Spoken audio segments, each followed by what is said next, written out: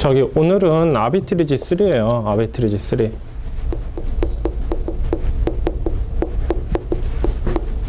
트리지 3강입니다. 3강. 3강이라서 이 내용을 오늘 이제 좀 봐야 되는데 아비트리지가 이제 기본적으로 이제 형성이 되려고 그러면은 어떤 뭐랄까 그 시장의 여건이라든가 시장이라든가 문화적인 차이, 어떤 법률적인 차이, 이런 어떤 요소들이 굉장히 많이 작용을 해요. 굉장히 많이 작용을 하는데,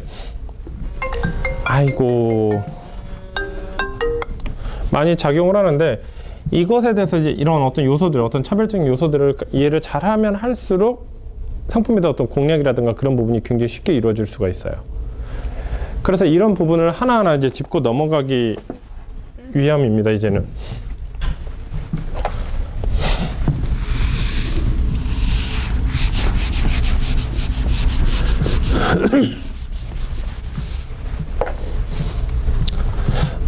이런 얘기를 많이 하죠. 이영민 대리 가수 누구 좋아하니? 그냥 이렇게 얘기하면은 매 끊지 말고 그냥 얘기해. 그냥 아무나 얘기해. 빨리 해. 누구? 핑글? 뭐? 엑소? 네. 엑소? EXO. 그런 가수가 있어요? 네. 남자? 네. 그 다음 엑소 좋아한다고? 그 다음에 박건호 대리는? 그렇지. 참 음악을 아는 사람이야, 저 사람이. 왜? 승진시켜줄까? 이제 보자. 근데 이제 가수 같은 것도 그래요. 그 가수가 내가 그렇게 좋아한다고 해가지고 박건혜들이가 좋은 사람이고 이응민들이 정말 못된 사람들 이렇게 얘기할 수는 없어. 서로 다르다는 거는 존중해야 될 거야. 근데 해외 전자상거래 쪽에 이제 진입을 하면서 많은 실패를 적을 내용은 아니에요. 처음에 이제 이런 내용은 강의 처음 시작할 때 하는 내용이에요. 가볍게. 강의 보통 시작할 때 두 가지로 적었는데 예전에 점프 스타터 그거 내가 얘기한 적 있었나? 없었지? 나중에 얘기합시다. 이 얘기부터 하는데 다르다는 것을 이해를 못 하잖아. 그럼 다르다는 걸 이해를 못 하는 순간부터 그들은 어그러지기 시작해요. 점점. 처음엔 나도 이베이에 대해서 어떤 문화라든가 정책이라는 걸 이해를 못하고 한국적인 어떤 생각으로 딱 접근하다 보니까 결국엔 불나게 돼버렸죠. 2, 3개월 동안 노력한 게 한순간에 그냥 딜리트가 돼버린 거야. 정말 남자인 나도 눈물이 주르르 흐르더라고. 왜냐면 들어간 에너지와 비용과 밤새도 그것만 집중하고 직원들 알바생까지 고용해서 그거 다 제작한 컨텐츠 제작한 게 그냥 한 방에 날라갔어요. 다행히도 요즘은 뭐 토보리스타는 어떤 우리 백업 파일로 다 만들어오니까 그거 다 찾아내기가 좋죠. 근데 그때는 터브리스를 활용 안 하고 이베이 하나하나 올리는 거야. 그러니까 삭제가 딱 돼버리니까 이베이에서는 백업이라는 기능이 없잖아요. 그냥 다 날아가는 거예요. 그래서 그 나중에는 FTP URL 다 찾는데 그 2,700개를 언제 그걸 다 찾고 있냐고요. 그랬는데 지금은 다르다는 것은 이해되는 거다. 이게 소극적인 의미에서는 이해되는 거다라고 생각하고 다르다는 것은 좀 적극적인 의미에서는 활용할 수 있는 우리가 무기가 되겠다라는 생각도 하는 거예요. 어떤 예를 들어서 처음에 이제 미국에 가다 보니까 너무나 신기한 게 많았었어요. 아침에 창문을 처음 열었더니 앞에 집이 하나 있더라고요. 집이 있죠. 뭐 이렇게 집이 있어요. 집이 있는데 이제 거기를 이제 집을 밀어버리고 다시 지으려고. 그래서 우리나라는 이제 건물 다 넘어뜨리고 다시 건물 무너뜨리는데 시간 오래 걸리겠구나 했는데 아침 9시부터 시작하더니 한 11시에 끝나더라고요. 그냥 목조로 지어진 거예요. 그냥 어떻게 되냐면 터파기 같은 것도 거의 안 하고 일반 흙에다가 거점 포인트에 기둥 몇 개 받고 여기 한 30cm 정도 띄운 다음에 여기서 그냥 나무를 이제 건물 짓기 시작하더라고.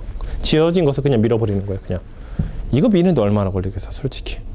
포크레인 큰 거 같은 걸로 뒤에서 옆에 그냥 밀어버리는 거야. 그 다음에 집게 달린 크레인으로 들어가서 트랙에다 실어버리고 그냥 끝나요. 아주 깔끔해. 우리나라 같으면 그렇게 지을 수 있나? 우리나라는 그렇게 보통 안 짓죠. 우리나라는 나무로 지은 집에 대해서 별로 이렇게 선호도 안 할 뿐더러 흙으로 지어야 되고 콘크리트로 지어야 되고 탄탄해야 된다. 그 다음 우리는 터파기에 대해서 굉장히 중요하게 많이 생각을 하고 있죠. 근데 나무 같은 경우도 어떤 그런 이런 건축을 짓기 위한 나무가 쓸만한 나무도 거의 없을 뿐더러. 그 이 집에 대해서 한번 얘기를 해볼까? 이제 집에 대해서 얘기하기 앞서서 이제 어떤 가족에 대해서 한번 얘기를 해보자. 미국 문화는 어떨까? 해외는 어떨까? 해외는 어떨까라고 얘기하기 전에 미국 문화부터 얘기를 하면은 이런 거지. 열심히 이제 공부를 합니다. 이제 공부를 하죠. 공부를 하고 대학을 가요. 대학 학비는 한국은 보통 누가 대주죠? 부모님이 대주죠.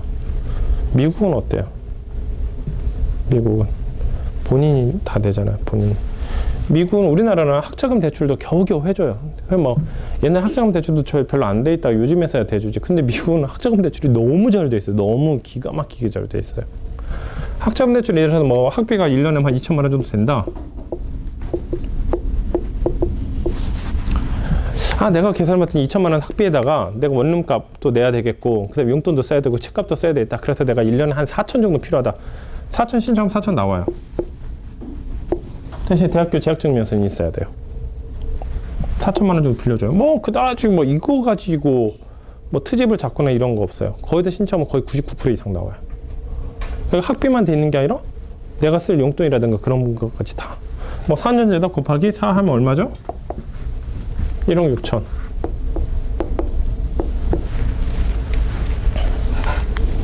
근데 이거에 대해서 부모님은 원망 절대 못해. 왜? 자기 부모님도 그렇게 살아왔으니까. 자기 부모님이 자기 대학 보낼 그 순간에도 20몇 년 전에 학비 냈던 그 학비 융자금 대출을 아직도 갚고 있다는 걸 알고 있으니까 이거에 대해서 어떻게 부모님을 원망하냐고. 부모님 원망하고 자식과 할 틈도 없어요. 부모님도 그렇게 살아왔으니까. 근데 그게 또 당연하게 생각하니까. 근데 만약에 이렇게 해보자. 여러분이 갓 대학 졸업했는데 여러분 이제 대출 통장에 1억 6천이라고 대출이 딱 찍혀 있어요. 그럼 여러분들 어떻게 할까? 이제 자살하지. 자살하지. 한국 같으면 자살할 거야 아마. 그러지 않겠어요 진짜로? 막막한 거야 이거. 그래서 뭐 미국 금리나 한국 금리는 어마어마하게 차이 나나요? 그다지 차이 안 나요. 그다지. 근데 한국은 자살해. 한 1억만 대출 있다고 그러면 벌써 인생 놓쳐 그냥. 근데 미국은 안 그래. 당연히 그래. 그래서 남자와 여자 이제 남자들은 그때 미국 군대를 안 가죠. 뭐 자기가 지원해서 가는 거 경우 빼놓고는. 그럼 갓 대학 졸업했으니까 이제 23살 정도 됐을 거란 얘기죠. 23살, 4살. 이런 대출의 특징은 뭐냐면은 하고 나서 3년 거치예요. 3년 동안 안 내도 돼. 그 나머지를 거의 20년 동안, 30년 동안, 10년 동안 이렇게 내야 될 그 프로그램대로 이렇게 움직이는 거예요. 그러니까 3년 동안은 안 내도 되긴 되는데 어떻게 해야 되냐? 일단은 무조건 빨리 취업을 해야 되는 거야. 자기가 팔짱 끼고 세워라 내워라 내가 서울대 나왔으니까 좀 쉬어볼까? 이런 마인드로 움직이면 될까 안 될까? 서울대 나왔어요. 서울대 나왔으니까 좋은 회사 가야 되겠어. 근데 뭐 경기가 안 좋아. 그럼 좀 쉬어볼까? 어디 과외봐도 되고 아니면 뭐 자기가 뭐 이렇게 좀 쉬어도 되고 뭐 엄마 저기 뭐야 대학원이나 갈게 이런 얘기라도 할 수가 있지. 근데 여러분들이 만약에 대출금이 1억 6천 정도 있고 시간이라는 시간이 정확히 36개월 뒤부터 째깍째깍 이제 갚아나가야 될 상황이 오는 거라면은 내가 이것저것 따질까? 절대 안 따져. 절대로 안 따져. 이제 봅시다. 이렇게 진행이 되죠. 이렇게 진행이 되다가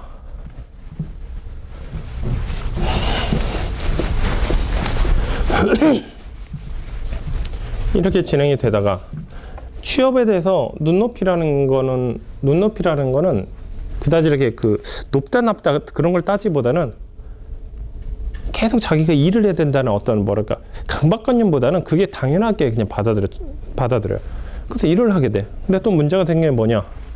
둘이 이제 결혼을 하게 되지. 남녀가 만나서 24살에서 28 뭐 그 사이에 우리나라 뭐 30대 넘어가고 이런 개념은 아니에요. 두 부부가 결혼을 해. 결혼을 하는데 이제 결혼에 들어가는 비용 같은 결혼식은 굉장히 약소하게.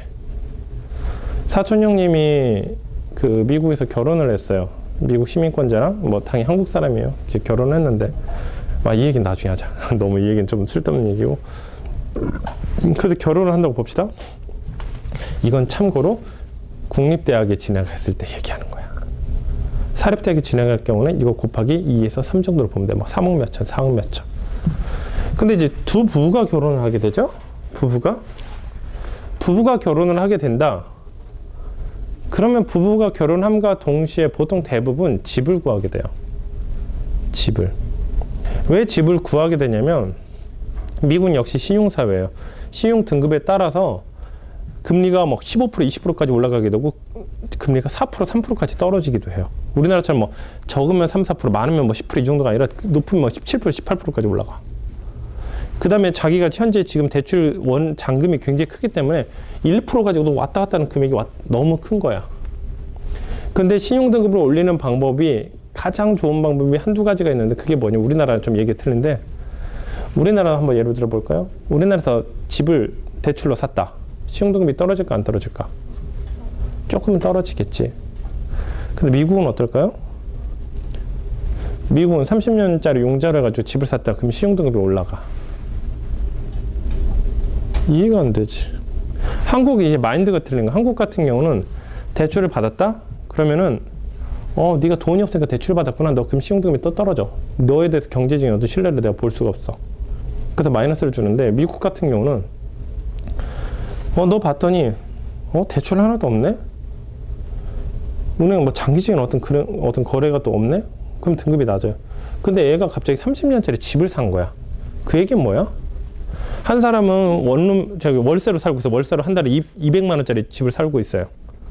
그냥 뭐 이렇게 대출 그런 것도 없는 거예요, 당연히. 한 사람은 30년 융자로 해가지고 월 50만 원씩 내가면서 상환하면서 살고 있어요.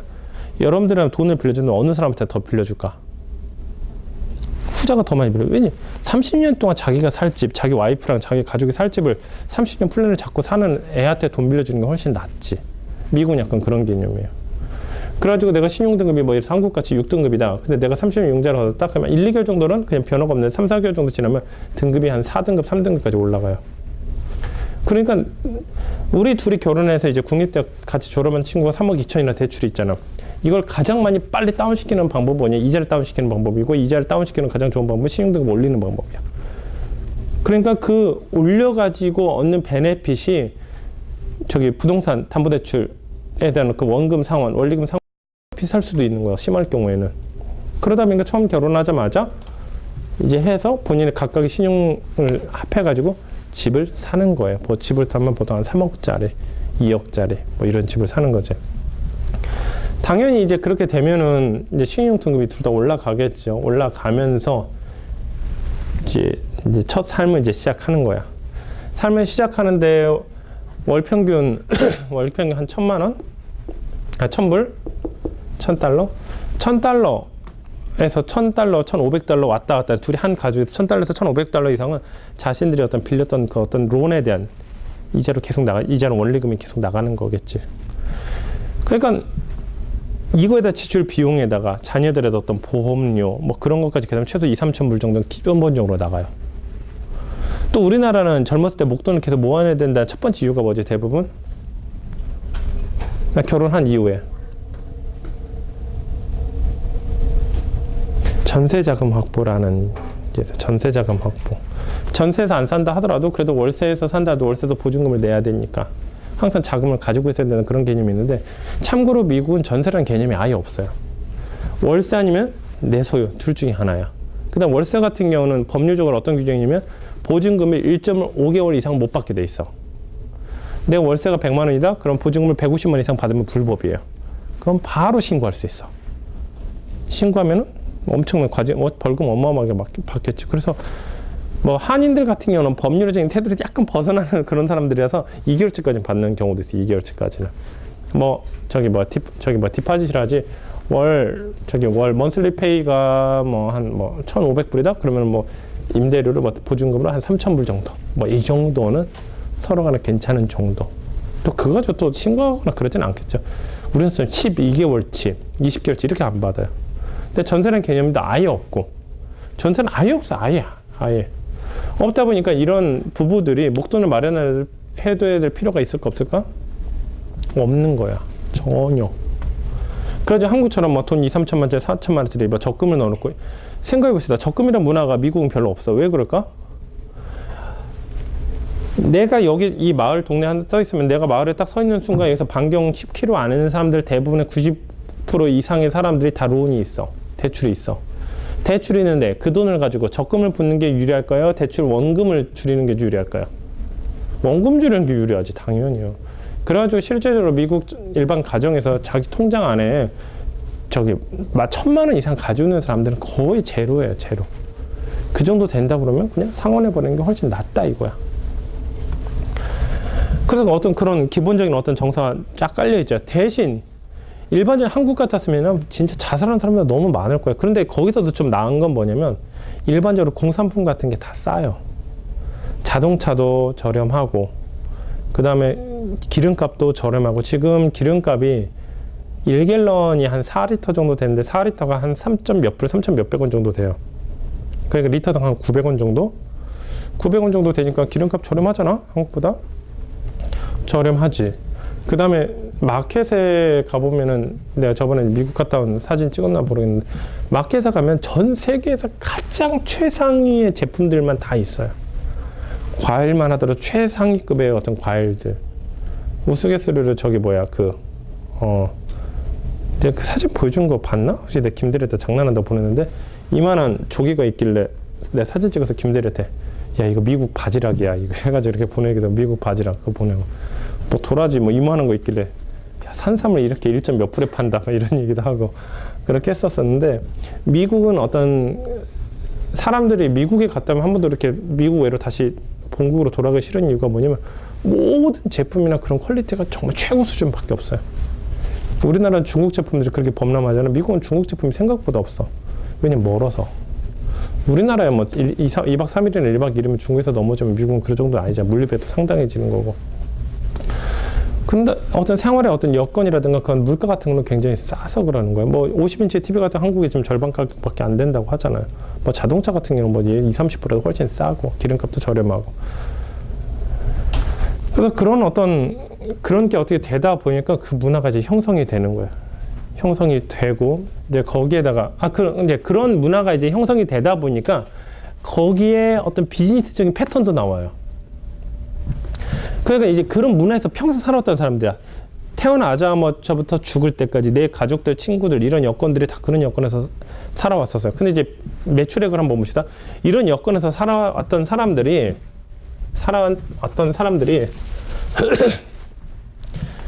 우리나라는 이런 거예요.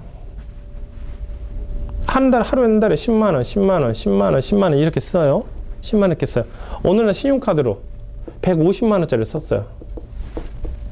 150만 원 썼어요. 이거 신용카드에 문제 생기냐 안 생기니? 1월달, 2월달, 3월달, 4월달 이렇게 10만 원씩 써 5월달에 150만 원 썼어요. 신용카드에 문제 생기나 안 생기나요? 안 생겨요. 왜 이거 뭐 어때? 뭐 이 정도잖아. 뭐 이럴 수 있다고 생각하잖아. 왜냐면 안 쓰던 사람들 그래도 통장에 목돈이 있을 거라는 생각을 하니까. 근데 아까처럼 어떤 미국적인 그런 어떤 생활 여건이라든가 문화적인 그런 여건이 깔려있는 사람들한테 이런 소비 패턴이 보이는 게 이해가 될까? 대부분 안 돼요. 대부분. 그럼 어떻게 하냐면요. 내가 월 평균 10만 원, 10만 원, 10만 원, 10만 원 쓰다가 갑자기 150만 원 결제하면 딱 어떤 액션이면 벌어지냐면 바로 카드가 정지돼요. 승인하는 순간 승인이 거절이 돼요. 그래서 카드 주면서 디클라인 됐다고 얘기해요. 그럼 바로 뱅크 오브 아메리카한테서 나한테 전화가 와요. 바로 핸드폰으로. 네가 지금 어디 갭이라는 매장, 랄프라는 매장에서 150불 정도 결제하려고 했는데 네가 결제한 거 맞냐? 그럼 맞다. 그럼 네 뱅크 어디서 개설했어? 어디 뭐 레우니아라는 데서 개설했어. 뭐 어떻게 네 생일은 언제? 뭐 이렇게 이런 신상점을 얘기하고 알았어. 승인 승인 다 됐으니까 다시 결제해봐. 그러면은 다시 결제를 하면은 진행이 이제 되는 거예요. 그 다음에 이제 이베이 같은 패턴도 한번 봅시다. 이베이 같은 패턴. 이베이 같은 패턴도 우리가 지금 많이 알고 있잖아. 처음에 10불, 5불, 10불, 30불, 40불 이렇게 되다가 갑자기 3천 몇백 불 판매되면 우리 어떤 일이 바로 발생하죠? 너무 잘 알지? 계정이 이제 블락되고 이제 뭐 인증 절차 걸치고 리밋 확 줄여버리고 처음에는 이게 그냥 막말로 얘기하면 미친놈들 뭐 이런 게 말이 안 되는 소리야? 우리 아시아라서 우습게 보는 건가?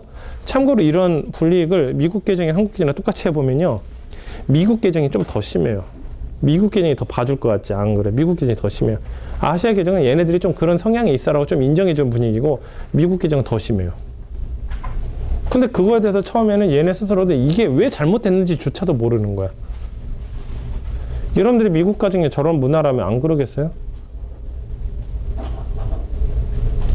미국은 기분파라는 게 없는데 항상 안정적인 걸 굉장히 선호하는 쪽인데 미국 가정들 봐요. 월화수목금 일하면 항상 주말 같은데 아이들이랑 주말에 가서 놀고 게임하고 뭐 아이들끼리 막 그 조그맣게 8살, 9살 이런 애들이 야구 게임해.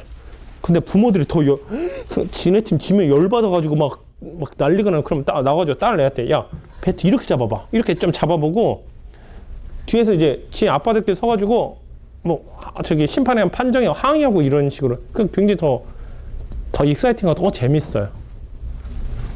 그 항상 정서적으로 안정을 추구하는 나라예요. 안정을 추구하는 나라. 근데 그 안정을 추구하는 데다가 파동을 일으키는 곳에서 굉장히 무서워하고 거부감을 많이 느끼게 하고. 그 나도 그래요. 그러니까 미국의 JFK 공항에 딱 내리면 마음이 편해져. 누가 조급하게 따라오는 경향 그런 것도 없고 옷차림 같은 경우도 한국에서는 이렇게 입고 다니지 미국은 어떻게 바로 반팔티에다가 면바지 입고 다녀. 그거 가지고 절대 무시하는 사람도 없고 어떤 뭐 그런 것도 어떤 문제도 없으니까. 근데 한국 같은 항상 칼처럼 탁탁 잘라져 있고 색깔도 분명하고 네가 최선 다하자면 너는 뭔가 뺏긴다는 그런 느낌이 굉장히 강하고 근데 미국은 안 그래. 그러다 보니까 이런 패턴이 이제 발생하다 보니까 이베이 같은데 특히 어떤 블락이라든가 그런 것들이 굉장히 만연하게 이제 벌어지는 거예요. 그래서 그 문화를 처음에는 이해를 못했었어요. 너무 원망스럽고. 그런데 지금은 다르구니까 내가 이해할 수밖에 없구나라는 생각을 많이 갖게 돼요. 그러니까 이런 거를 이해를 해야 된다는 얘기예요. 그래서 미국에 대한 어떤 환상보다는 어떤 미국도 어차피 똑같구나. 어떻게 보면 우리나라가 이런 면에서는 더 낫구나. 또 한편으로는 한국 국민들이 너무 좀 약하지 않나. 얘네들 어떤 이런 강한 마인드로 움직이다 보니까 항상 합리적 의사결정을 내리잖아. 근데 이제 우리나라는 자녀 교육 때부터 항상 보호해야 된다는 어떤 마인드가 강하고 뭐든지 다 해줘야 된다는 그런 마인드가 강해가지고 아이들이 이제 독립하게 될 경우 어떤 외부의 충격에 대해 굉장히 예민한. 또 얘기를 해볼까요? 그러니까 이런 문화에 살고 있다 보니까 이렇게 됩니다. 예, 우리가 이런 걸 해봤어요. 보통 현재 미국에서 저희 사무실에서 파트타임으로 파트타임이냐 아니냐 일반 저기 뭐야 정직원이냐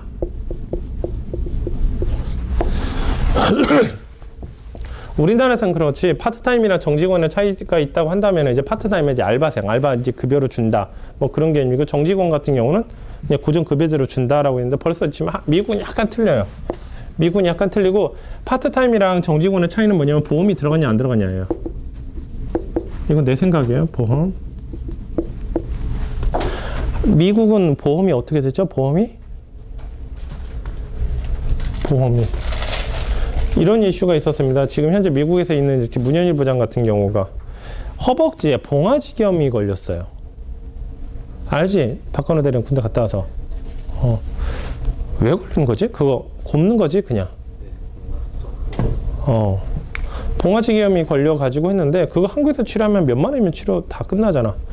그거를 이제 걸려가지고 치료를 하려고 병원에 갔더니 당연히 거기선 보험이 안 들어주면 한국 소속이니까 치료비를 병원비를 한 1,000만 원 정도를 부르더래요. 10,000불.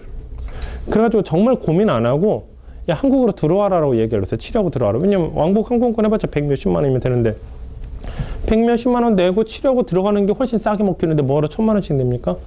근데 다행히도 그냥 약국에서 사다 먹은 약 가지고 바르니까 바로 나와서 그냥 끝나긴 했는데 그런 해프닝도 있었는데 그런 일이 발생하는 거예요.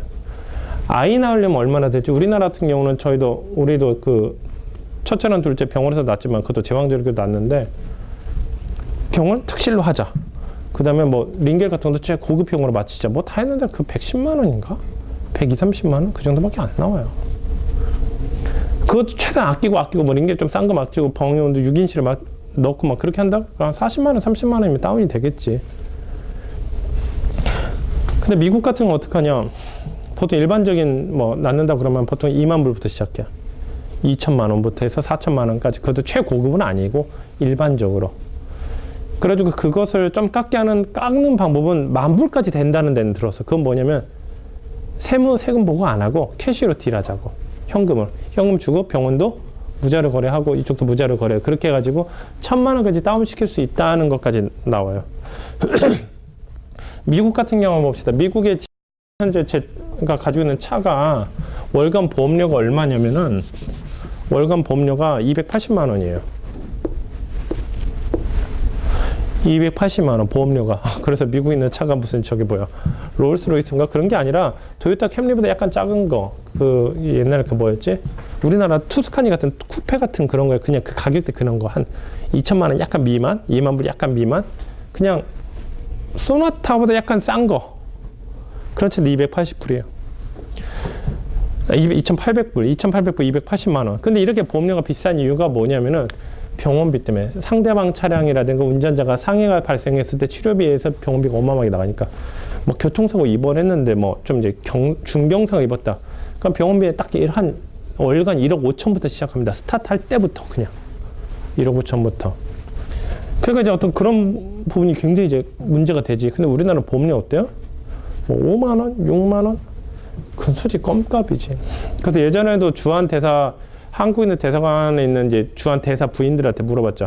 본국에 돌아갈 때 가장 한국에서 가져가고 싶은 게 뭐 있냐 했더니 첫 번째가 의료보험이었었어요. 두 번째가 커피였었고.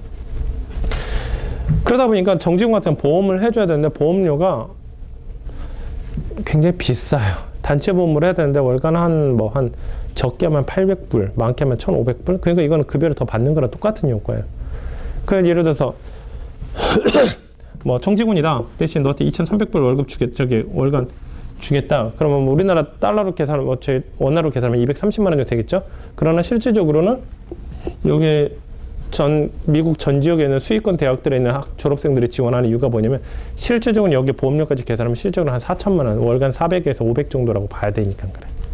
특히 보험은 가정이 받으면 자기 가족이 다 혜택을 받아. 특히 아이들 키우는 엄마 아빠 입장에서는 보험 안 받아도 사실 상관은 없어요. 그러나 아이들은 어떻게 되지?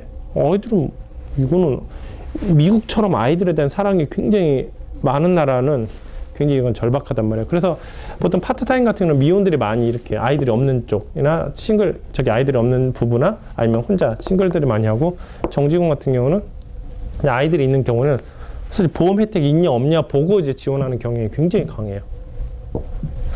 그래가지고 또 이렇게 되고 있고, 근데 파트타임은 여기는 텍스 보고라고 그러는데 텍스 보고가 100%예요. 텍스 보고가 100%고 세금 보고란 얘기죠. 세금 보고가 100%고 파트타임 같은 경우는 그냥 한 50대 50, 그냥 반반. 미국 법인에서 세금을 가장 많이 내는 파트는 뭐냐면은 이제 저도 미국 법인 운영하지만은 법인세라든가 그런 부분은 미국은 부가세가 있어요 없어요? 미국은 부가세 제도가 없어요. 뭐 셀텍스라는 거 있는데 셀텍스는 완전 다른 개념이에요. 부가세 제도라는 게 없어요. 그러니까 우리나라 얘기하면 뭐 법인세, 그러니까 종합소득세 이런 개념밖에 없는데 법인세나 종합소득세율은 굉장히 낮아요. 얼마 없어요. 그런데 이제 뭐가 세금이 어마어마하냐면 급여를 이제 페이롤이라는데 페이롤 텍스가 어마어마하게 높아요. 그러니까 페이롤 한 직원 한 10명 정도 한다? 그럼 페이롤 텍스가 연간 한 몇 천만 원대라고 보면 돼요. 몇 천만 원대. 그러니까 이게 너무 부담이 많이 되는 거예요. 그러니까 일반들 회사에서는 야 세금 안 내고 너도 내기 싫잖아. 서로 내지 않고 내가 캐시로 줄게 그냥. 캐시로 줄게. 그래가지고 보통은 50%인데 반반이 우리 회사로 얘기하면 반반이 어떤 친구들은 꼭 내줘야 된다. 왜냐면 내가 나중에 영주권을 신청해야 되기 때문에 내가 세금 납부 내역이 필요하다. 그럴 때는 세금까지 부과하는 식으로 해서 하기도 하고 어떤 직원들은 취업이 불가능한 신분들 있죠. 유학생들 그 다음에 불법 체류자들. 미국의 한인타운에 불법 체류자가 굉장히 많아요. 한 80~90%가 불법 체류자일걸? 뉴욕에 교차로 신문에 뉴욕타임즈에 나왔구나. 뉴욕타임즈 일면에 구석에 오른쪽에 구석에 뉴욕시 정부에서 광고를 냈어요. 뉴욕시는 어떠한 경우에도 불법 체류자에 대해서 차별을 두지 않습니다.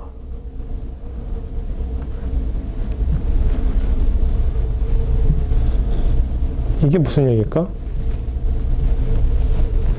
미국은 어떤 거죠? 연방제주의죠? 각 주가 있어서 한 나라가 이루어지나. 그러니까 주지사가 거의 대통령이랑 막 거의 서로 대등한 위치에 있기도 하기도 해요. 그다음에 우리도 항상 계좌도 그래. 우리는 대전에서 만든 계좌랑 서울에서 만든 계좌랑 동일한 그런 거지. 근데 우리는 항상 계좌는 어느 주에서 만들었냐에 따라 서로 얘기가 틀려져. 어떤 주에서는 학생 비자 가지고 운전면허를 딸 수 있는 주가 있고, 어떤 데서는 운전면허를 못 따는 주가 있고, 그다음에 뭐 오레곤 주에서 딴 운전면허 뉴저지 주에서 운전을 못 하는 경우도 있어요. 바로 와서 갱신을 해야 돼요. 그러니까 이게 안 돼. 그러다 보니까 미립국에 대한 어떤 이민권에 대한 그런 것은 국법이 되겠지. 그런 어떤 각 국에 대한 어떤 체포권의 그런 것은 이제 지방 관련 법이 되는 거예요. 그러다 보니까 뉴욕에서는 왜냐면 그 불법체들이 그 저임금으로 일을 해주거든. 그러니까 그 도시가 살아나는 거야. 그러니까 더 많이 와라. 그러니까 너무 이 뉴욕시의 경기가 너무 이렇게 인건비가 올라갈 것 같다. 물가가 너무 올라갈 것 같다. 그러면은 그런 광고를 한 번씩 해. 옆에 있는 주들 아니면 다른 주에서 핍박받는 불법체들 와서 좀 일해라. 그럼 걔네 와가지고 뉴욕시로 쫙쫙 끌어올려주는 거예요. 그래가지고 그런 이제 텍스 이제 캐시로 이렇게 주고, 그러니까 보통 유학생들 캐시 같은 걸 많이 받기를 선호하죠. 이제 그렇게 해서 이제 보고를 하게 되는 거죠. 그래서 보통은 현재 요즘 기준으로는 11불 정도 준다고 시간당. 최저임금은 얼마인지 모르겠어요. 최저임금은 얼마인지 모르겠는데 텍스 보고를 안 하는 사람들 같은 경우는 11불 정도면은 무난하게 다 고용해요. 10불에서 11불. 정말 타이트하게 조여야 되겠다. 그럼 8불까지도 되는데 그렇게까지는 안 해도 되고. 근데 지금 뭐 우리 회사나 한국 회사나 그렇고 미국 회사나 그렇고 절대 그 페이 쪽에서는 좀 짜게 줄이려고는 하지 않아요. 특히 파트타임은. 보통 이제 이쪽에서는 이렇게도 해봤었어요. 15불을 불러봤었어요. 15불. 15불을 불러봤더니 결국엔 파트타임이죠. 파트타임 15불 뽑습니다. 이력서가 보통 한 3일 정도 채용 공고가 올라가면 몇 명 정도 지원 아니면 한 100통 정도가 와요. 100통 정도가 오고, 언어 같은 경우는 뭐 한국어는 당연히 할 줄 알아야 되지. 한국어, 영어는 기본이고, 그거는 어디서 제가 영어를 잘합니다 그런 거는 아예 쳐다보지도 않고. 왜냐면 미국에 사는데 미국 영어를 잘한다는 얘기가 그게 자랑이 되나? 그건 말이 안 되는 얘기지. 그럼 거기다 스페인어 할 줄 압니다. 뭐 포르투갈어 할 줄 압니다. 뭐 유럽, 뭐 어떤 다른 나라 언어 할 줄 압니다. 이런 언어는 들어오면 좀 언어 좀 하는 우리 한국에서 어떻게 돼? 이야, 스페인어에다가 영어에다가 한국어까지 3개국어를 잘해. 진짜 기가 막히다. 이렇게 할 텐데 거기서는 영어, 한국어는 기본이고 3개국어는 얘 조금 나은 것 같아. 두고 나서 이제 그 다음 얘기. 그렇게 하다 보니까 보면은 뭐 주립대학 졸업한 친구들, 주립대학 졸업하신 분들, 그 다음에 보스턴에 있는 유명 대학들, 거기서 졸업한 분들, 펀드 매니저 하셨던 분들, 서울대는 중하위권 클래스. 그런 대학 출신들, 펀드 매니저 했던 친구들, 그 다음에 무슨, 우리가 알만한 회사, 모건 스탠리에서 근무하셨던 분들, 그런 분들도 지원을 해요. 그리고 자기 신분에 뭐, 어떤 분은 내가 저조그만 차 타고 있는데, 파트타임에 입사하시면 캐딜렉 타고 와요. 그래서 저희가 이거 해봤자 한 달에 한 2,000불이나 1,800, 900불 될 텐데 이게 되시겠어요? 그랬더니 상관없다고. 왜냐면 자기가 어차피 지금 실업급여가 나오지. 실업급여가 나오는데 한 4,000불 정도 나오는데 자기 기본적으로 써야 될 게 5,000불 이상은 돼야 됩니다. 그래가지고 이거를 해가지고 이 직장을 하면서 자기 컨디션도 조절을 하면서 계속 이걸 유지를 하려고 해요. 만약 제가 직장을 다시 취업해서 들어가면 현재 이 4,000불 받는 것보다 좀 더 적게 받을 건데, 그럼 더 많은 걸 잃을 것 같아가지고 이렇게 합니다. 그때서 이해가 되는 거예요. 그러니까 노동시장이 유연하다고 하잖아. 내가 어느 신분이니까 내가 이렇게 가면 안 좋겠다 이런 생각 없이 자기가 유연하게 왔다 갔다 하는 거야. 그래서 우스갯소리로 그 월가에서 월스트리트에서 1층에서 청소하는 사람들 절대 무시하지 말라고 하는 경우도 있잖아. 어디서 굉장히 잘 나가는 펀드 매니저인데 한 3, 4개월 쉬려고 청소나 해볼까? 어떤 그런 뭐 한인 커뮤니티에 이런 글이 올라와 있더라고요. 그 메인 스트리트에 있는 그 철물점 사장님이 서울대 공대 7, 8학번이시더라고요. 막 이러면서 막 그런 거 전혀 안 따지는 거야. 그래도 막 댓글에 역시 공대 출신이라서 역시 커튼도 잘 다신다고 막 이런 얘기도 나오는데, 그러니까 그런 유연한 시장이 이렇게 운영이 되는 거예요. 그러다 보니까 일하는 사람들 입장에서나 어떨까? 기분이 어떨까? 프라이드도 있는 거야. 또 고용주도 굉장히 일이 또 재미있고, 근데 다양한 사람들이 그 다음에 또 한 명 모집 공고를 올리면은 뭐 지원자가 4명, 3명, 2명 이렇게 온다면 참 거기서 고르기도 힘들겠지. 그런데 이력서 한번 오면 한 100통씩 오는 거야. 100통씩. 또 그 다음에 미국 이력서의 특징이 뭐죠? 성별은 성별 쓰면 안 되죠. 종교 쓰면 안 되죠. 결혼 여부 쓰면 안 되죠. 사진 붙이면 안 되죠.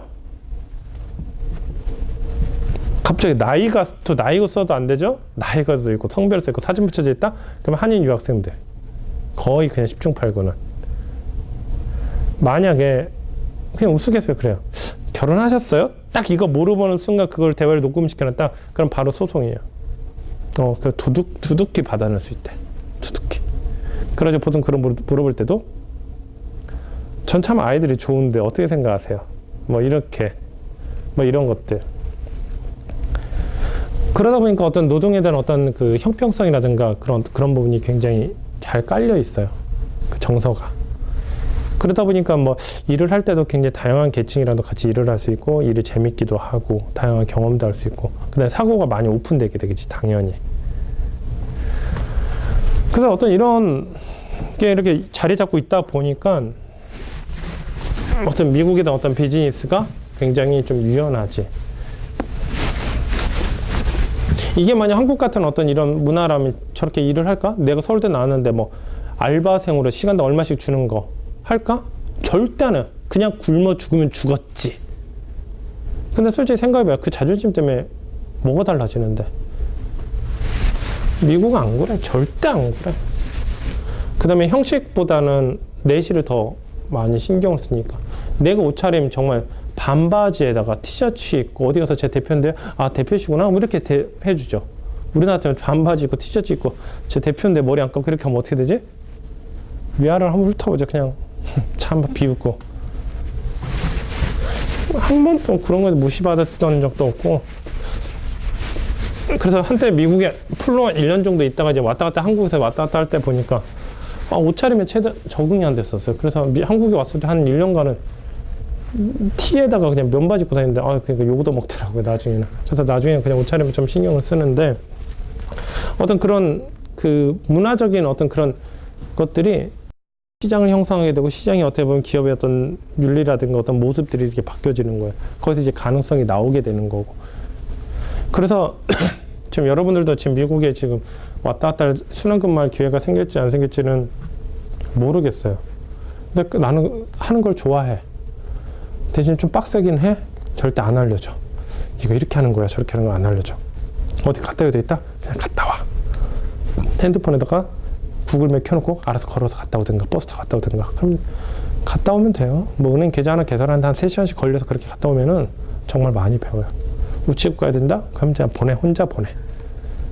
그럼 뭐 택배 하나 보내는데 뭐 한 40분씩 걸리기도 하는데 그렇게 보내면 한 일주일 정도 되잖아요. 그럼 자기가 알아서 버스 타고 다니고 자기가 알아서 다 돌아다녀. 근데 처음부터 하나 옆에서 누가 한 사람이 붙어서 알려주잖아. 그럼 적응이 안 돼. 그래서 웬만하면은 좀 많이 해요. 그 다음에 이번에 10월 달에 지금 출장 갈 때는 아마 김경남들이랑 아마 같이 갈 거야. 근데 김대리랑 같이 갔다 오면서 아마 내가 좀 바빠서 이제 당분 출근 못하고 김대리를 아마 시킬 건데 좀 되면서 저기 뭐 같이 갈 수 있으면 한번 같이 갔다 와봐. 한번 짜줄 수 있으면 짜줄게. 그래서 그 표면적인 어떤 껍데기, 그 페이스적인 측면이지 그 껍데기를 이해하기보다는 그 내면에 있는 것을 좀 이해를 하기 시작하면 그 겉에 표출되는 부분을 이해하기가 너무 좋아요. 또 미국 문화에 대해서 또 많이 굉장히 감동적이었던 문화가 이제 이런 거였지. 팁 문화라는 게 있지. 팁은 보통 얼마씩 주지? 10에서 15% 정도 주죠. 근데 10에서 15%인데 뭐 예외 사항이 있어요. 사장한테 주는 건 아니야. 사장한테 주는 거 아니고 어떤 피고용인한테 많이 줘. 고용되어 있는 사람, 뭐 직원이라든가. 그 다음에 그 시스템적으로 움직이는 것에 대해서는 그다지 안 줘도 돼요. 예를 들어서 뭐 편의점이라든가 그런 건 안 줘도 돼. 그런데 그 사람의 노동력이 고용인의 노동력이 많이 들어가는 비즈니스에 대해서는 줘도 돼. 보통 줘. 식당 같은 경우는 그건 시스템으로 되는 게 아니라 사람의 노동력으로 들어간 거잖아. 아니 뭐 택시라든가 뭐 그런 것들. 그런 것들은 주면 돼요. 처음에 그 이 문화도 이해가 안 됐었어요. 왜 줄까? 너무 불편하다라는 게 너무 그 생각이었었어요. 근데 그러던 중 이제 아는 분이랑 이제 밥을 먹으러 갔는데 그분은 이제 웨이터 출신이에요. 이제 유명 레스토랑에서 책임 웨이터야. 그러니까 뭐 웨이터긴 한데 한 달 순이익이 한 500만 원 정도? 연봉 1억 500만 원 연봉 한 6천 7천 정도 되겠죠? 근데 이분이랑 밥을 먹으러 갔더니 각자 이제 더치페이나 얼마씩 내겠지? 근데 냈는데 이분은 팁을 20%를 내더라고요. 왜 20%를 내시나요? 그랬더니 나도 낮에 팁을 받는 사람이지만 보통은 10%에서 15% 했는데 어느 날 20% 받으면 너무 그냥 기분이 좋아요. 솔직히 몇 시간 동안. 그럼 그 사람한테 더 서비스 음식도 갖다 주기도 하고 더 재밌기도 하고. 근데 실질적으로 음식값 뭐 한 3만 원짜리다. 그럼 5% 해봤자 1,500원 정도 되잖아. 1,500원을 더 내가지고 상대방 내가 받는 입장에서 이렇게 기쁘구나 그 느낌을 아니까 내가 어디 갈 때도 팁 더 주지 뭐. 그렇게 하다 보니까 그 상대방도 너무 기분 좋아하는 거예요. 생각해봐요. A라는 사람이 돈을 벌었는데 그 돈을 자꾸 안 푸는 거야. 그럴 때 조직이, 사회가 경직이 되고 반감이 많이 생겨. 근데 돈을 버는 사람이 계속 푸는 거야. 푸니까 어떤 일이 사회가 안정적이게 되는 거야. 우리나라는 항상 하류층에 있는 사람이 상류층에 어떤 반감이 굉장히 강하죠. 덜 가진 자가 가진 자에 어떤 반감이 굉장히 강한데 미국은 어때? 항상 존경하는 사람 랭킹 1위부터 100위까지 뽑으면 거기에 상당수가 경제인들이 많이 들어가 있어요. 우리나라는 어때? 거의 없지. 나쁜 놈들. 그 문화는 어렸을 때부터 6살짜리, 7살짜리 애들이 할지라도 식당에서 자기가 팁을 내는 문화를 아는 거야. 그 다음에 또 입장 봐서 어쨌든 자기가 피고용이 돼가지고 그 팁을 받을 때 그 기쁨도 알아. 그러다 보니까 돈을 내는 것에 대해서 덜 예민한 거예요. 이제 봅시다. 여기서 또 어떤 문화가 이제 발생을 하는지. 그럼 최대로 그럼 15%가 아니라 20%라고 봅시다. 이런 문화에서 살고 있어요. 이런 문화에서 살고 있어요. 그러면 마켓이 하나가 있어. 여기는 내가 20년 정도 다녔고 여기는 어제 개업했어요. 규모는 여기 10배 정도 더 크고 가격이 여기가 5% 더 싸요. 여러분들 어디 갈까? 이런 문화에서라면.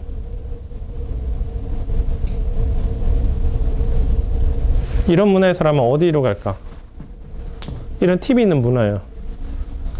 A일까? B일까? 여기 20년이야. A를 갈까? B를 갈까?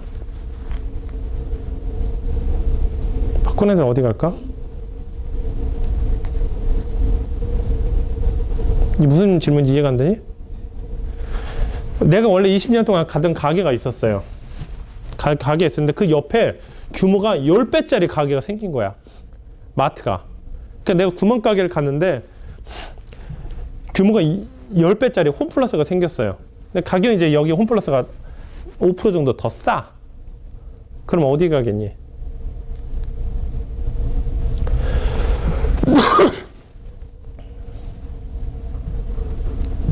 A를 갈까? B를 갈까?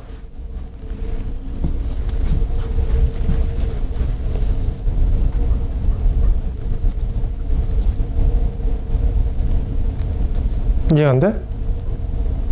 이 질문에 이해가 되지? 미국은 어떤 문화냐면 이런 문화가 있어요. 그러니까 내가 어떤 서비스에 만족을 한다 그러면은 그거에 대해서 팁을 주는 문화가 있어. 이런 가게가 이런 형식이 있다고 할 때는 사람들이 우리나라는 어떻게 하냐면 팁 문화라는 게 없잖아. 순수하게 그걸 보는 건 가격밖에 안 보는 거야. 그렇기 때문에 홈플러스 생기면 바로 이제 홈플러스로 가. 그러니까 얘는 어떻게 돼? 바로 죽어. 그냥 바로 죽는 거야. 그런데 팁 문화가 있다 그러면 이렇게 싸다 그러면 5% 때문에 여기를 가지는 않아. 5% 때문에. 그냥 여기다 5% 팁 더 줬다고 생각하지 뭐. 여기는 내가 어릴 때도 도와주고 아버지 때부터 같이 따라다녔고 뭐 이렇게 그 힘든 일 있을 땐 그 집에서 우리 집도 도와주고 인간적인 그 인간미도 있다면 여기 인간미가 있을까 없을까? 없지. 그럼 만약에 이게 15%가 차이 났다. 그럼 이쪽으로 갈까 안 갈까? 가겠지. 이제는 가. 대형마트가 도심 한가운데 똑같이 세워져가지고 더 큰 규모로 더 세워가지고 가격을 15%까지 싸게 할 수 있을까 없을까? 어렵지. 그걸 싸게 하는 방법이 뭘까?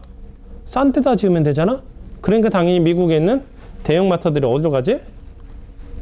외곽으로 가는 거야. 외곽으로. 그래야지만 그래도 경쟁력을 만들 수가 있으니까. 그래가지고 이런 어떤 문화적인 어떤 백그라운드가 돼 있으니까 이렇게 형성이 되는 거예요. 그래서 이걸 나도 처음에는 여기까지 깊게는 생각 안 하다가 어떻게 알게 되냐면은 이런 얘기가 있었지. 이런 일이 있었죠.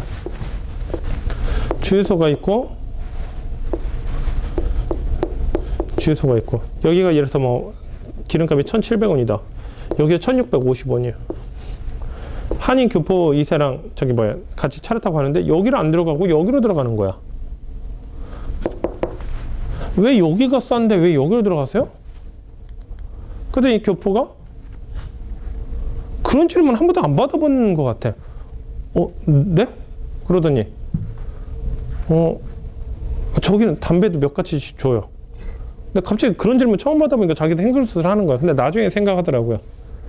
가격 차이 있긴 한데 팁을 더 줬다고 생각하죠, 뭐. 아, 저런 거구나. 그러니까 우리나라도 어떤 자꾸 골목상권이 죽고 막 그 대기업들의 어떤 골목상권 진출한다고 돼 있는데 이걸 근본적으로 해결할 수 있는 방법 여러 가지가 있겠죠. 근데 그 중에 하나도 팁 문화도 좋지 않을까. 여러분들도 마찬가지예요. 택시 같은 거 타면은 택시 몇백 원 남잖아. 그 한번 들여봐. 얼마나 택시 기사님들 좋아하는데. 그럴 때도 여러분들 그 몇백 원 때문에 못 사나? 그런 건 아니야, 솔직히. 근데 여러분들 어떤 무분별한 어떤 소비 패턴을 좀만 줄이면 몇천 원, 몇만 원도 아낄 수 있어. 근데 세상을 그렇게 윤택하게 만드는 것도 굉장히 좋은 것 같아요. 어쩔 때는 뭐 16,100원 딱 이렇게 나올 때 900원을 내야 될 때는 솔직히 나도 손이 떨리긴 하는데 과감히 줘. 그럼 너무 좋아하셔요. 정말 좋아하세요. 100원짜리 그냥 놔두세요. 뭘 들고 왔지? 지금 몇 시니? 12시 7분.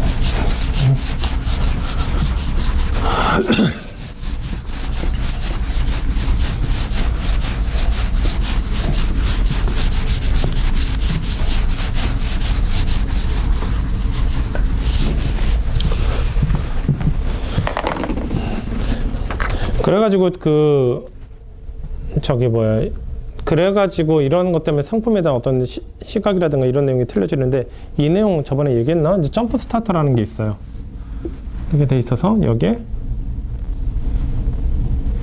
시거잭이 돼 있어서 자동차에 방전이 됐다. 방전됐을 때 이거를 꼽고 시동 걸면 걸려져.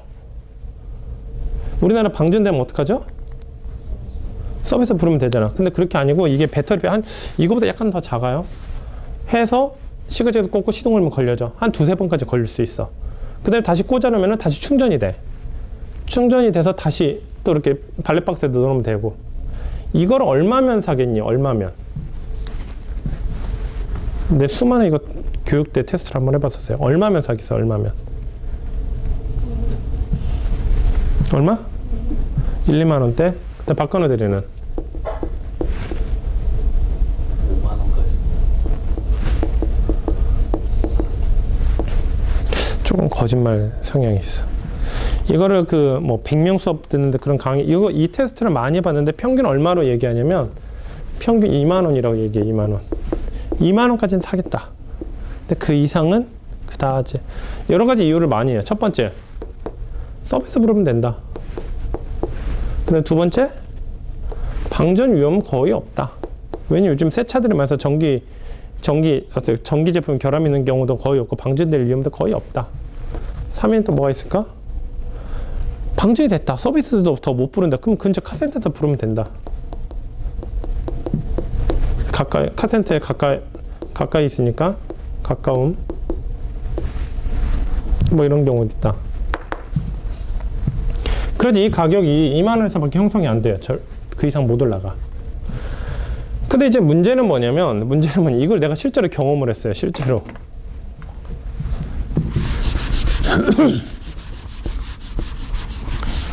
이게 우리나라에서는 굉장히 지극히 논리적이고 합리적인 선택이야. 굉장히 합리적인 선택이야. 근데 문제는 뭐냐면은 전 세계도 이렇게 통할 것이냐라는 문제야. 이게 진짜로 있었던 일이에요. 새벽 4시에 한 한 3시 정도 됐을 것 같아. 3시에 이제 제가 한국에 있을 때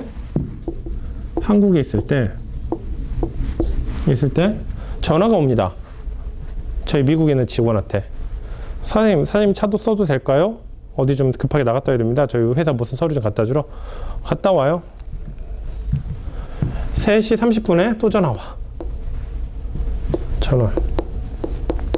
왜? 방전됐대요. 자동차가. 회사 주차장에 그냥 세워놨으니 그게 더 되겠냐고요. 더 이상 안 되지. 그것도 한 3, 4주 됐었으니까. 그럼 그 다음 내가 어떤 액션 취했을까요? 나도 이런 일 처음 겪어봤으니까. 그 2,800불 내는 보험회사에서 전화하세요. 했더니 보험회사에서는 절대 안 해준답니다.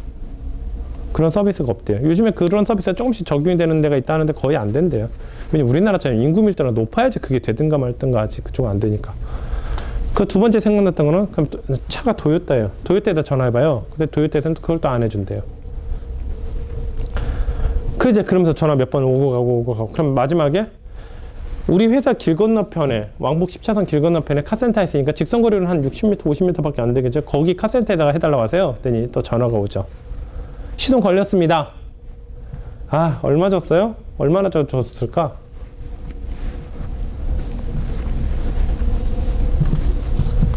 $130 줬어요. 130불. 13만원.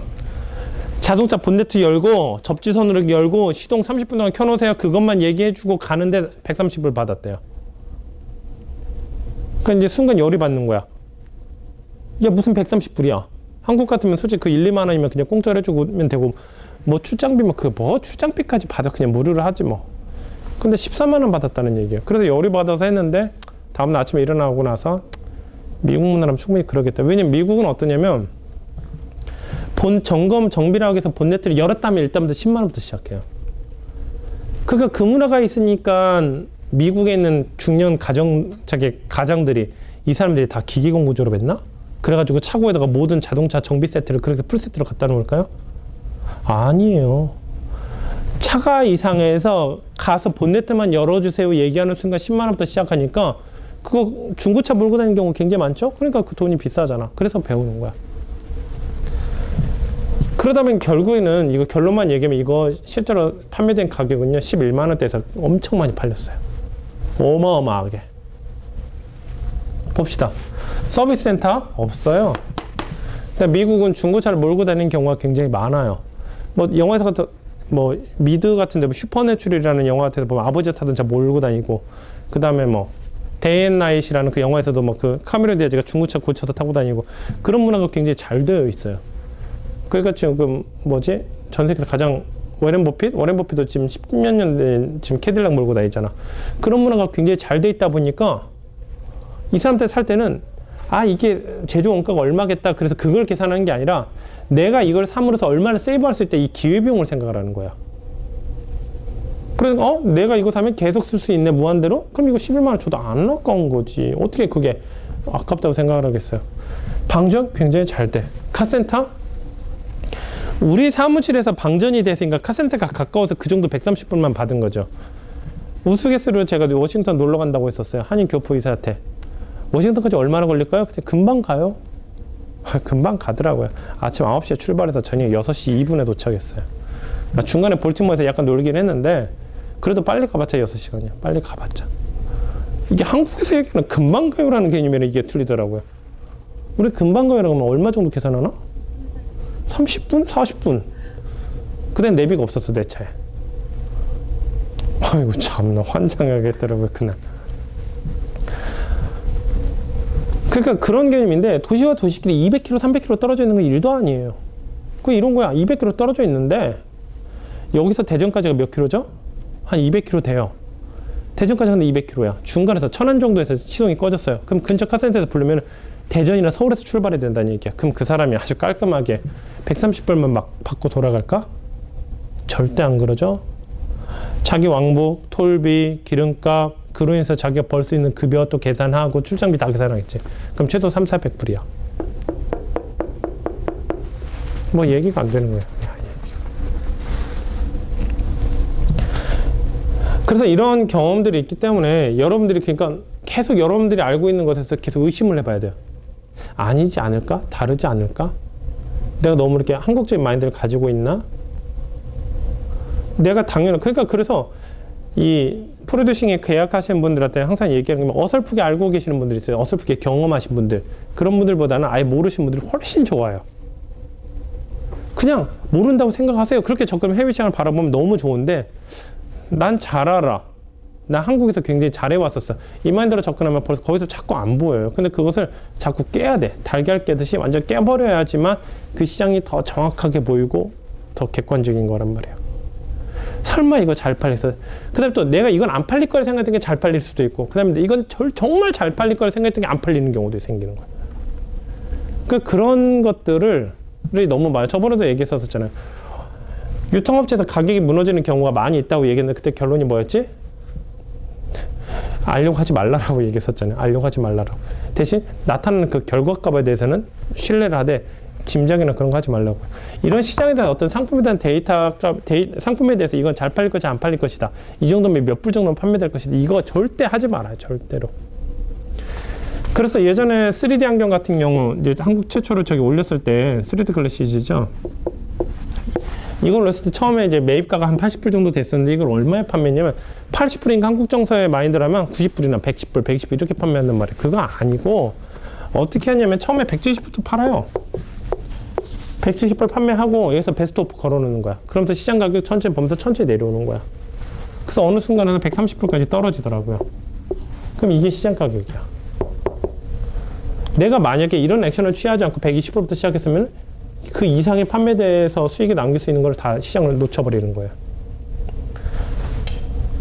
그래서 이쪽 시장 같은 경우는 내 어떤 개인적인 성향이라든가 주관적인 감각은 최대한 없는 게 나아.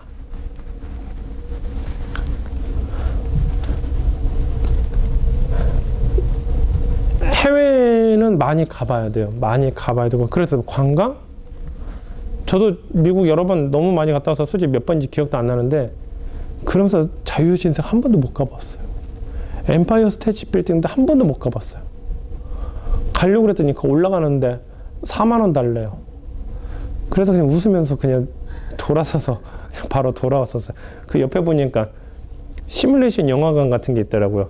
2만 원만 주면은 엠파이어 스테이트 빌딩 올라가서 보는 듯한 그 시뮬레이션 볼 수 있어서 그거 보고 왔어요. 그 뉴욕 시뮬레이션 그거 뭐 있는데 그런 게 중요한 게 아니라 진짜 그 문화에서 알려고 그러면 그런 데 가는 게 아니라 그 사람들처럼 살아봐야 돼. 직접 우체국도 가보고 은행도 계좌 개설도 해보고 법인 계좌 처음 개설할 때 저 혼자 갔어요. 미국 사람들 바글바글한데 계좌 개설하는데 4시간 걸려. 이 사람들이 또 빨리빨리 해결해주고 가려는 게 아니라 자꾸 물어봐 나한테. 옆에 커피 하나 스타벅스 커피 하나 이렇게 놓고 먹을 거 먹어가면서 나 하나라도 날 줄 줄 알았어. 그냥 자기 혼자 먹으면서 여유 있게 얘기하는 거야. 지점장이 오더라고요. 그럼 지점장이 지적할 줄 알았더니 지점장이 자기 묻는 말만 물어보고 또 가는 거야. 그러면서 야 그럼 네가 물어보는 게 이거 아니야? 그러면서 영한사전이 있더라고요. 영한사전 이거 통장이라는 거 찾는 거 아니냐고 뭐 이러면서 또 거기서 또 얘기하고. 근데 그 문화에서 살아보면은 확실히 틀려. 버스도 직접 타봐야 돼. 버스 타보고 우체국도 가보고 동사무소도 직접 가보고 운전면허도 직접 따봐야 되고. 내가 미국에서 오래 살지도 않았는데 별 희한한 걸 재판도 받으러 가본 적 있었어. 왜 가봤을까? 새 차를 샀죠. 새 차를 사서 밤에 새벽에 잠이 안 와 시차 적응이 안 돼서 또 한 바퀴 돌러 갔지. 한국 왔다 갔다 한다고. 부신검문 하더라고. 음주 단속. 했는데 당연히 술 안 마셨으니까 통과됐는데 보더니 브레이크 등에 색깔이 하나가 이쪽이 좀 더 빨갛대. 그래가지고 20불짜리 적발을 하더라고요. 벌금을 내라고. 내리려고 했더니 총을 꺼내더라고요. 알지? 영화에서 보면은 차 멈추라고 했는데 야 뒤에 이상하다 해서 걔네가 내리려고 하기 전에 내가 내리려고 그러면 총을 뽑으려고 그래요. 그래서 다시 핸들 이렇게 잡고 있고 무슨 발발발 떨면서 거기서 이제 아무 말도 못하고 가만히 있다가 나중에 열이 받아서 내가 이거 새 차인데 그래서 거기 전화번호 써있더라. 억울할 경우에는 재판을 참여할 수 있다. 재판을 참여했죠. 먼저 재판 피로 5만 원을 받아요. 재판 수수료로. 그걸 몰랐어. 또 가면서 통역해 줄 수 있는 우리 직원을 또 데려갔죠. 그 직원 또 밥 사주는데 한 4만 원 또 들었어요. 그래서 총 99만 원 들어가지고 무죄 판결을 받았어요. 근데 거기서도 굉장히 특이했었던 거야. 가니까 이런 간이 의자에다가 접이식 의자에 한 명 앉아있어. 할아버지가 한 명 앉아있어요. 뒤에 막 줄이 쭉 써있어. 그냥 앞에. 어떤 사람은 서류 이만큼 가지고 서있고. 그래서 우리 직원한테 저 서류 저렇게 가지고 있는 사람 뭐예요? 그랬더니 아, 저 사람들 변호사들이에요. 검사 앞에다 쓰고 막 얘기를 해요. 그러면 검사가 이 사인펜 같은 걸로 막 쓰는 거야. 네가 이렇게 된 거야? 그래서 무죄를 요구하는 거야? 유죄를 요구하는 거야? 감형을 요구하는 거야? 그럼 뭘 요구하는 겁니다. 응, 알았어. 그럼 이따 저 들어가? 네, 알겠습니다. 그 사람이 이 서류 들고 와서 다시 뒤에 서는 거야. 다른 사람 거. 또 하고 이것도 해서 또 하고. 그래서 나는 가서 그래서 유죄 너 뭐 길티냐 나 길티냐 뭐 이거 얘기하려고 그러는데 직원이 그렇게 하지 마시고 그냥 수리했다라고 얘기하라고. 그래서 수리했다고 리페어 됐다고 얘기했더니 알아서 들어가라고. 그러니까 먼저 그 변호사들తో 얘기를 하면은 보세요. 미국은 변호사 같은 데도 교차로라든가 그런 데 광고가 나와. 뭐 교통사고 해결 전문, 무슨 공과금 해결 전문, 무슨 전문. 우리나라는 굉장히 고압적인 분위기지. 근데 걔네는 저기 30만 원짜리, 50만 원짜리 소송도 변호사가 해요. 그러니까 우리나라가 법률 변호사들이 많아지면 그런 일이 이제 벌어질 거야. 편의점 개수보다 변호사 사무실을 난 더 많이 봤어요, 솔직히. 편의점이 생각보다 찾아보기 힘들어. 변호사들은 바글바글하고. 그리고 훨씬 편한 거야. 내가 괜히 재판장 가서 싸우기 싫어? 그냥 변호사 40~50만 원 주고 왔다 갔다 하지 뭐. 그러니까 어떻게 보면 이런 서민들의 어떤 파워가 점점 세지는 거야. 그래서 그런 걸 보면서도 참 국가가 저래야 되는구나. 국가가 정말 저래야 되는구나. 그래서 그 어떤 그런 문화를 좀 살아봐야 돼. 살아보면은 그래서 사는 게 뭐 한 6년, 10년 그런 게 아니라 그때 되면 너무 적응이 안 되고 한 1~2개월만이라도 아니면 짧으면 1~2주라도 그 문화에 좀 젖어들어서 살아보면은 많은 생각을 할 수가 있어요. 오늘은 여기까지 하고요. 아비트리지는 어떤 뭐 실무적인 내용은 생각보다는 없어요. 실무적인 내용은 없고 어떤 문화적인 어떤 측면이라든가 어떤 세상을 바라보는 어떤 그런 게 더 강하니까 뭐 방향이 계속 이런 식으로 나갈 것이다라는 걸 좀 알고 있으면 될 것 같습니다. 그럼 여기까지 할게요. 수고하셨습니다.